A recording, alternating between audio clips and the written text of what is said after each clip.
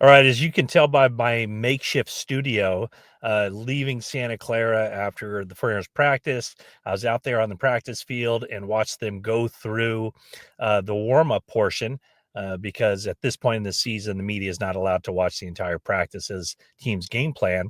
But the first thing I noticed was that all 53 players were out there. So, the day started in a very positive fashion, I think, for the 49ers when you looked out there and you saw the two guys who did not practice on Wednesday were out there on Thursday. That was Yetur Gross-Matos, a defensive lineman, and also rookie wide receiver Jordan Watkins. However, what about 2 hours, more than 2 hours after the 49ers went off the practice field, they sent out their practice participation report, and something very, very notable on there. And here it is.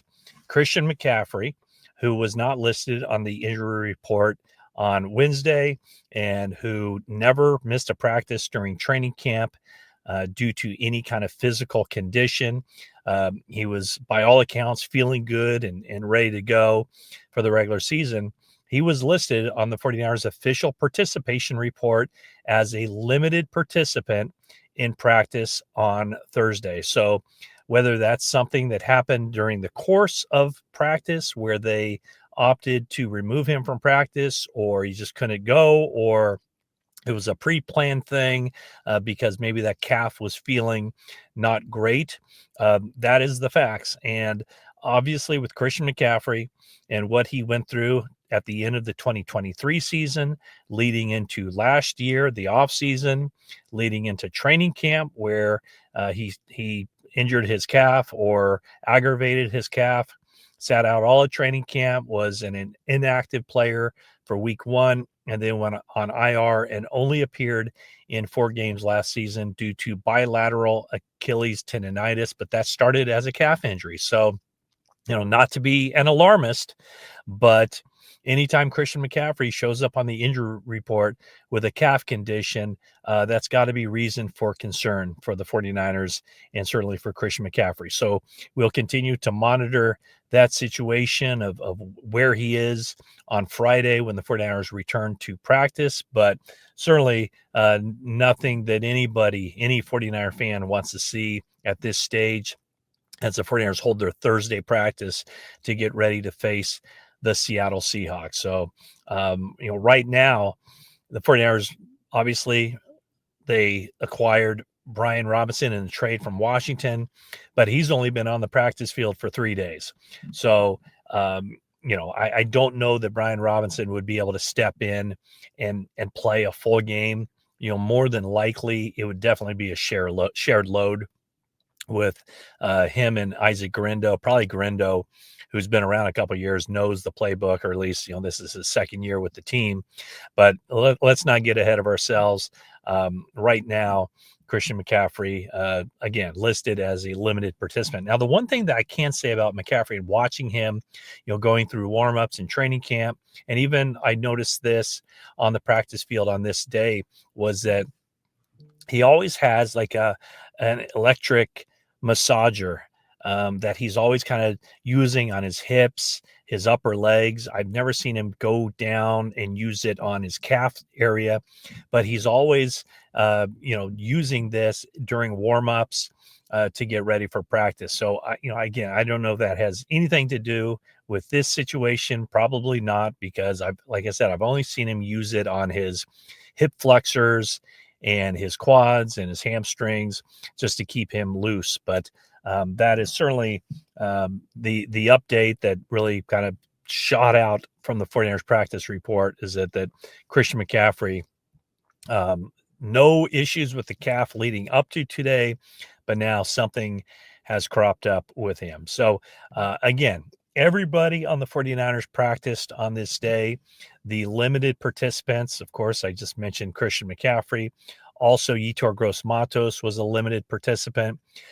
Jordan James, Jawan Jennings, McCaffrey, Jordan Watkins. Those were the limited participants on this day of practice. One of the things that was notable was was Jordan Watkins being back out there and that wide receiver room starting to take shape. And, oddly enough, on a day that Amari Cooper, who a lot of people with the 49ers, or I shouldn't say with the 49ers, but fans had noted, would they go get Amari Cooper, who was a free agent? Amari Cooper ends up signing with the Raiders, but on this day, he decides he wants to make it official and not play football anymore. So he's retired. The other player that we've talked a lot about in connection with the 49ers, Kendrick Bourne, visited the 49ers on Monday, visited the Washington Commanders on Tuesday, and he remains out there unsigned. 49ers did offer him a contract when he was here in Santa Clara on Monday, but it was well below his asking price.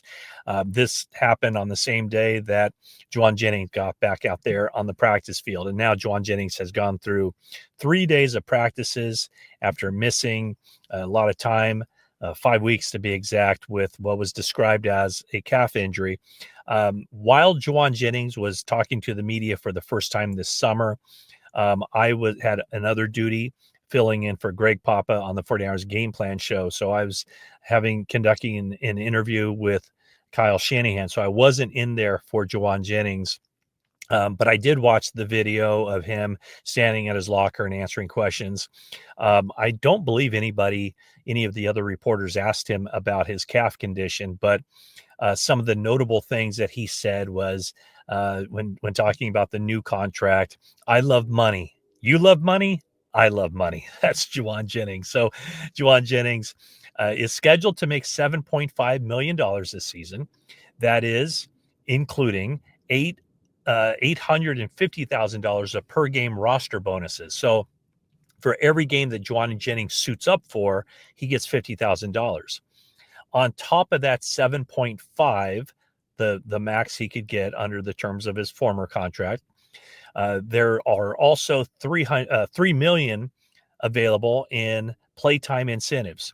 So if everything lines up for Jauan Jennings, he could come out of the season making $10.5 million, which still I think is considerably less than what he believes his worth is. And I think anybody can kind of rationally see that, with a player who produced at his level last season, 77 catches, 975 yards, 6 touchdowns. 10.5 million is still probably an under market value deal, but the 49ers and Jennings, it's tough to say who won. The 49ers did have the leverage because he was under contract on a contract that he signed in May of 2024. But Jennings, I guess it's a win for him in that he has now the opportunity to make more money than he would have if he had just played on the current contract.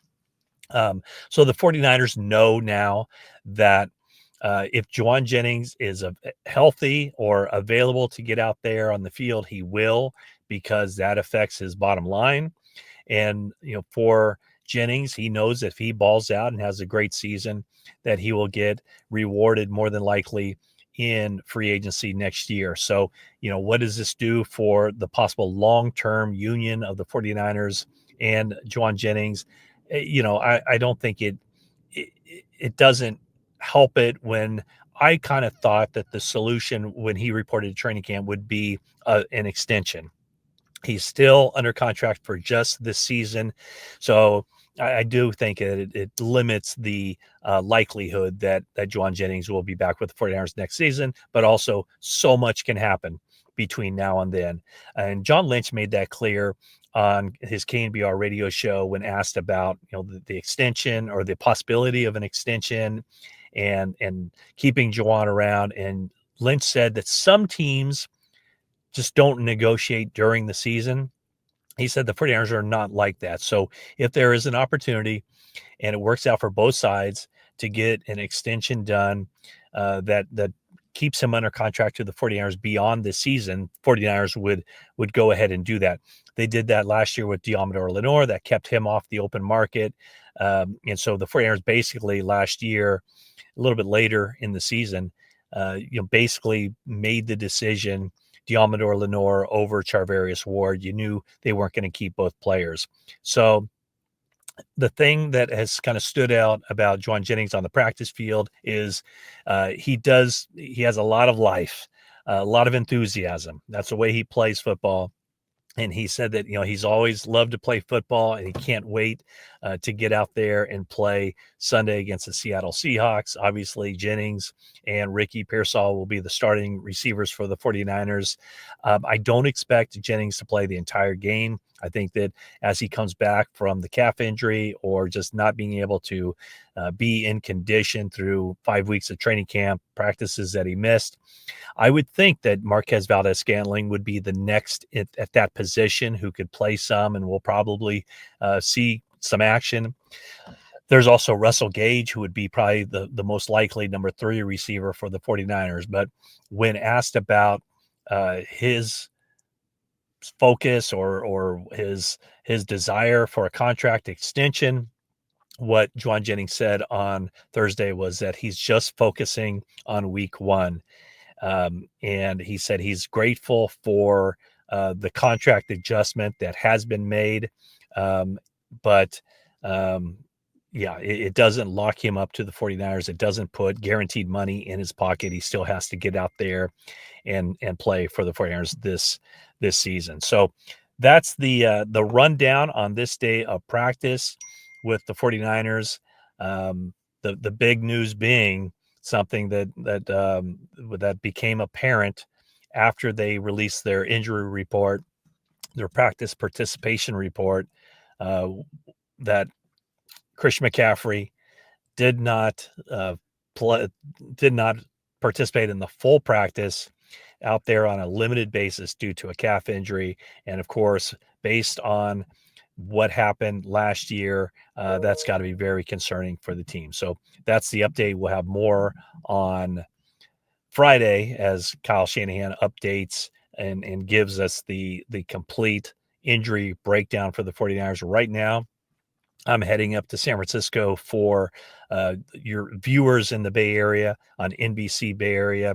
I'll be on the Xfinity Sports post-game show with Dave Feldman and with Rod Brooks, talking more about the 49ers and getting you set for the regular season. So thanks for watching this video, and that is it for now.